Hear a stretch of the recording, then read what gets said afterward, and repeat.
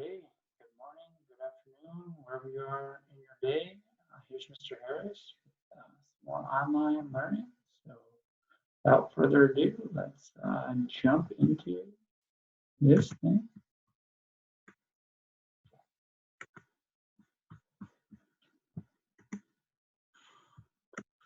Okay, so kind of same thing we've been going over here. Do your math. Your wages will thank you down the line. So make sure you're doing that. Do what you can, best you can. If you can't get something, no worries. Just work on something else. Keep chipping away. So try and spend half hour a day. If you get stuck, reach out. I've been zooming with students, so I'm happy to zoom with you. It's not an imposition. I think there's some of that out there, but it's my job to help you. So if you need help, holler, and we'll do it. You know, I might get interrupted by a 6-year-old boy with some Legos, but that's not a big deal. So yeah, let me know if I can help, and then try and get 75%. If you can't, no worries. And definitely feel free to preview next year's stuff. So anything from next year that will help you, go ahead and work on that.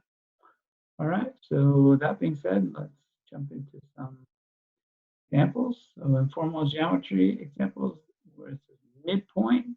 So we're finding the midpoint, the middle of 2 points, right? So, you know, I think I showed you one way to do it here, but really you're just finding the average of the x's. So add up the x's and divide by 2, the average of the y's. So add up the y's and divide by 2. So we'll just identify the points. Point is -3 and +1. And then this point is 1 and -4. And then labeled x1 and y1, x2 and y2. You could label the first point, point 2, and the second point, point 1. Doesn't really matter as long as you're consistent within the point. And then it's just plug in the x's in the top here. So -3 and 1. You're going to divide by 2. Same thing with the y's. Plug in the y's in the top here. So 1 and -4. Plug those in. Remember, the fraction bar works as a grouping symbol, so we're going to do the top first. We'll have -2/2, and then over here we'll have -3/2, and then you just reduce that. So there's an example of how to get midpoint. You're just adding up the x's and dividing by 2's. Again, taking an average of the x's, taking an average of the y's. That is that.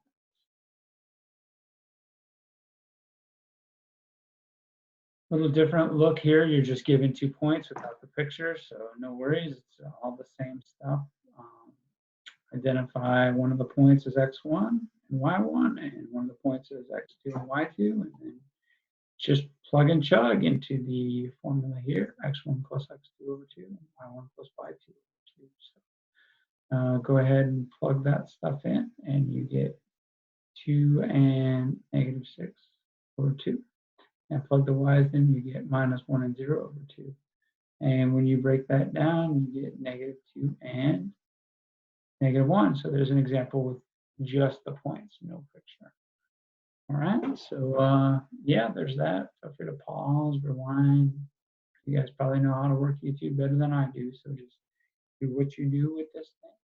And I'll do an example live, and we'll call it good with geometry. There's always help on, con, hints, tips, worked problems. There are videos, so yeah, all that is out there for you. All right, so here we go with this. Draw some stuff. So I'm gonna identify this point. This point looks like 3, 4. And this other point looks like 8,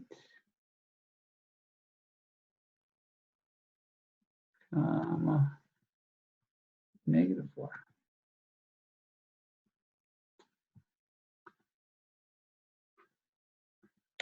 So I'm just going to use the formula here, which is x1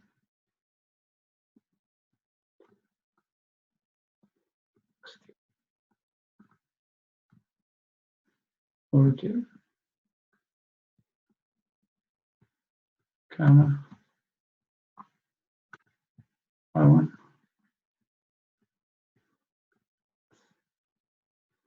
y2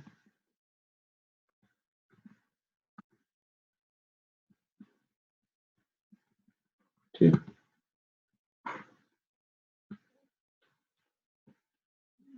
So this x1 and this y1. At least that's what I'm calling them. You can call this one x1 and y1. Call this one x2 and y2. Doesn't matter. We'll call this x2.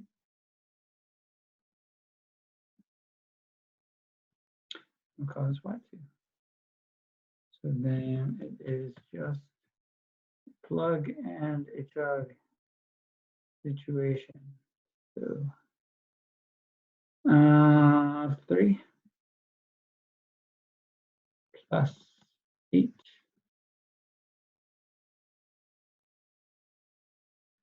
over 2, comma 4 plus a -4.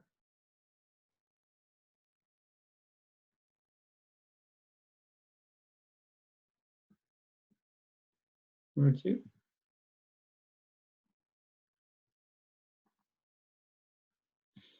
And when we do that, we get, change it up a little bit, 11 over 2.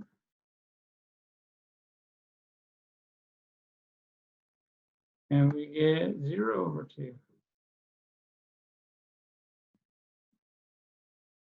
So in reducing that, we get, draw an arrow over here. We get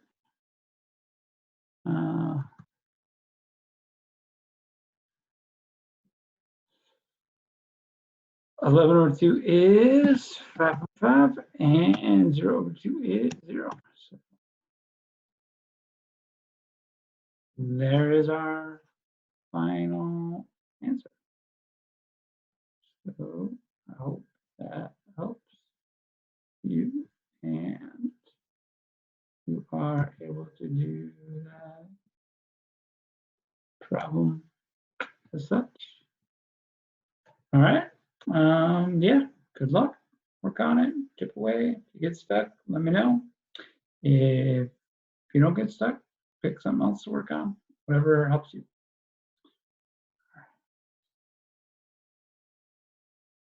I'm gonna clear all this out. And we're gonna go to algebra. So algebra, breaking stuff down. We're simplifying radicals. So looking for perfect squares in 45, because those are gonna break down the whole numbers when I put the radical. So 45 is 9 times 5. And I broke each one of these down so you can kind of see what happens with the pattern. Okay. So the square root of -3, square root of 5 is 5. One way to think about it is you just divide the exponent by 2. So 4 divided by 2 is 2, so we got a squared. 5 divided by 2 is 2. You can think of the radical as 1/2. So 2.5 right there. And then square root of 6, 5 by 2 is 3. So that's the way the exponential patterns work. Root is exponent to the 0.5, half. So we're just going to clean this up, 3 comes down. A squared comes down because it's in front of the radical. The b squared, because there's no radical, comes down. I'll circle back to this, but then the root 5 and the b are still in the radical, so I'm just going to put those together. We can't assume a positive base. We can't assume it's positive. So we have to make sure that we are taking care of the possibility that that's negative. So we're going to make this absolute value with an odd exponent. So there's an odd exponent up front with an absolute value around that. So let's look at it again, and then I think I'm doing 2 in real time, so we'll be able to see that. So here's another one. So again, perfect squares in 56. Trying to find the biggest one, it's 4.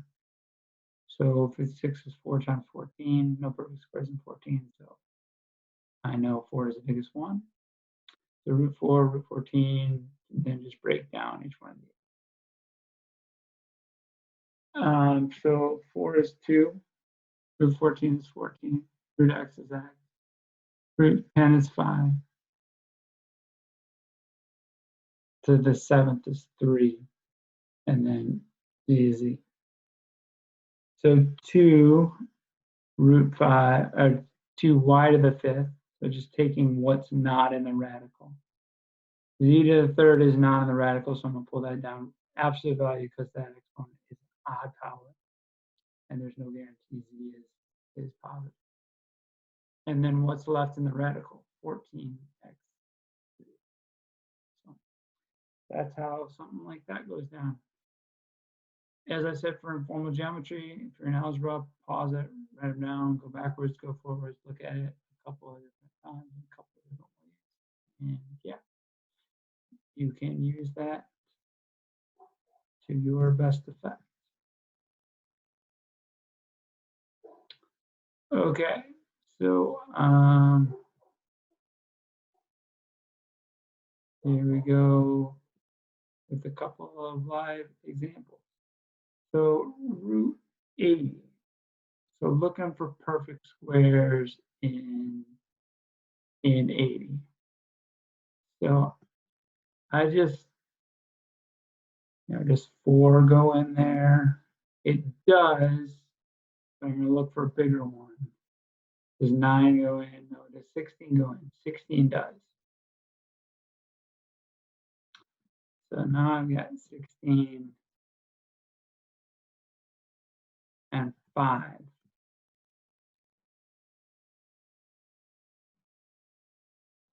And root 2.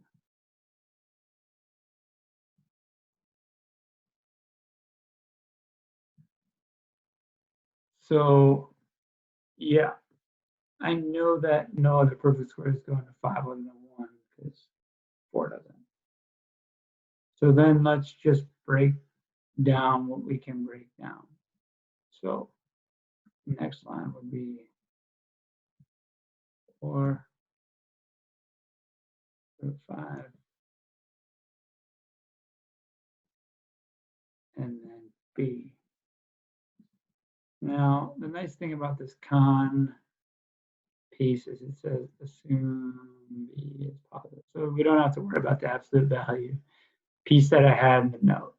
So we're just going to rearrange because this is all multiply in any order we want. So I'm just going to move some stuff around, and when I do that, I get 4 b.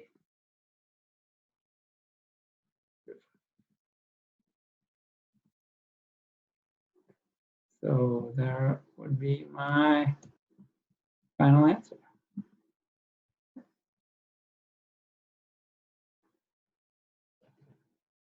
Okay.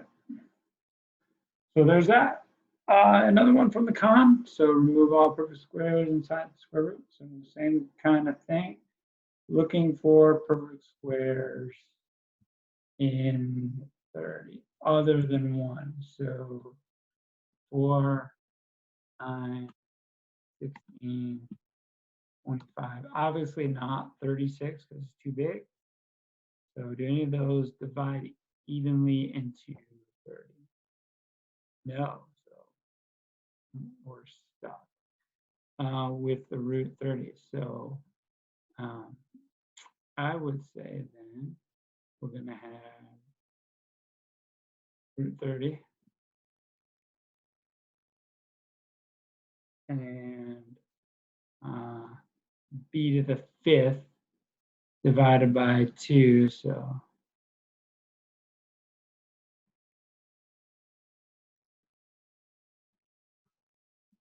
one way to think about it is b to the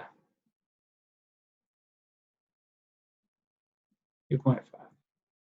So the whole number in the exponent we can just write. So another way to represent that would be b squared.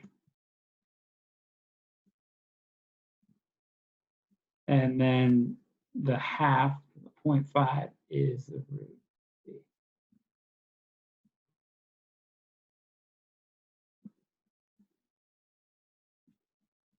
So that's how that breaks down. So I'm just going to take this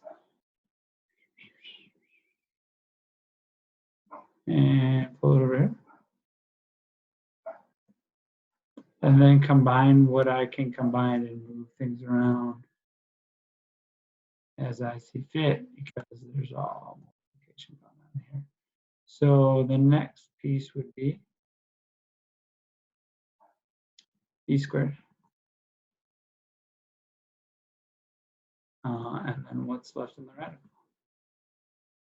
30b.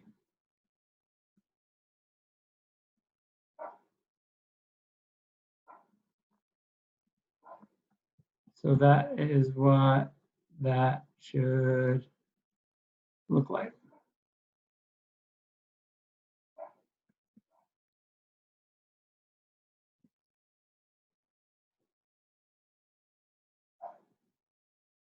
And there you go. Final answer right there. So there's a couple examples of how to do that stuff. There's videos and hints on Khan. There's all kinds of other stuff. So stop this. Stop share. Let's back in. Yeah, keep it away. Keep working on it. If you have questions, reach out. If you want to try the next course, do that. Whatever helps you prepare yourself best for mathematics going forward. So stay healthy. Thanks for about to open. We'll see how that goes. Stay healthy, stay safe, utilize some common sense. Enjoy the weather. Weather's getting warm. So I know I'm looking forward to that and enjoying that. And yeah, we'll check in soon with some more